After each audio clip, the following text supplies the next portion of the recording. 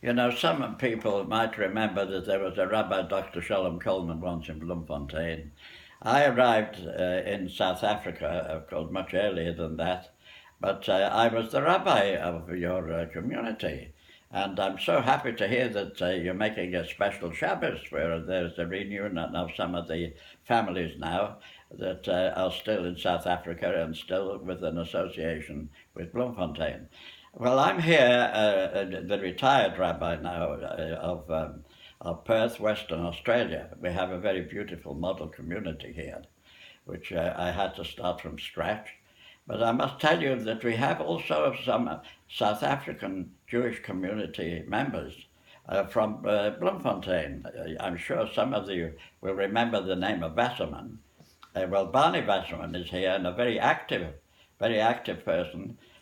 He, in fact, is one of my students at my weekly shiur. And Barney's father was the president, Sam Wasserman. He was the president of the Education Committee in Bloemfontein. And we built a magnificent new school there, a new building. He was part also of the three gentlemen who had the property which built the new shul on this new complex.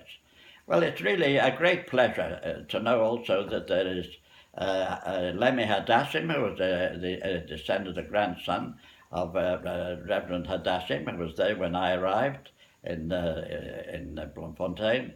It was when I first came, it was in 1949, and I remained until 1959 when I left South Africa for Australia.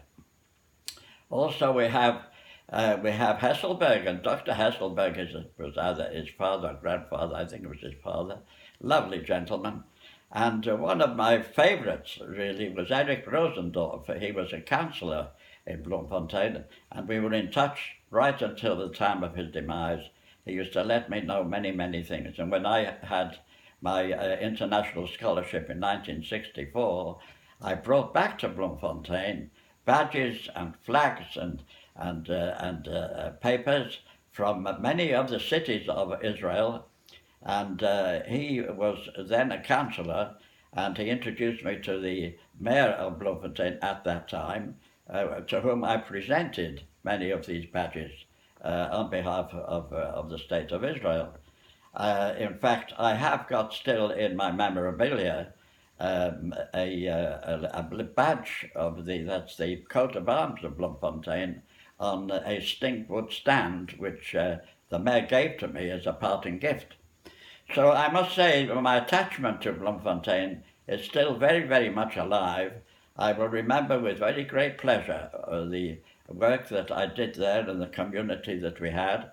I will remember particularly Bill Arnoff, because Bill was in charge of the veterans, and it was through him that I have the certificate of the veterans of South Africa.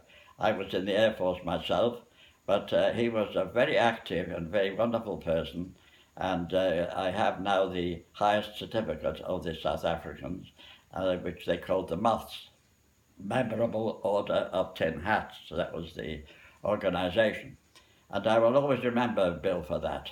I also remember with very great pleasure so many of the organizations that we had. But in particular, you should know that I was editor of the Hashoma. Now that was a paper which we put out. It was a local journal, and also a 50th anniversary book of the Hashoma, which I edited, and which must contain quite a lot of messages from the organizations available at that time. And I'm quite sure that at the reunion, if you have some of those copies, I was very, very pleased to see that Barney still had some of them and brought them here to Australia. So it's really with these nostalgic memories that I give you my blessing from a former rabbi of Bloemfontein, and also to wish you well, all of you, safety and security in South Africa, that it should be a land which will be always remembered by its wonderful Jewish community. And I do sincerely trust that as time goes on, it will settle down and there will be more and more Jewish people returning, so that we will have once again one of the finest Jewish communities in the world, also helping Israel and helping Cloud Yisrael throughout the world. God bless you all.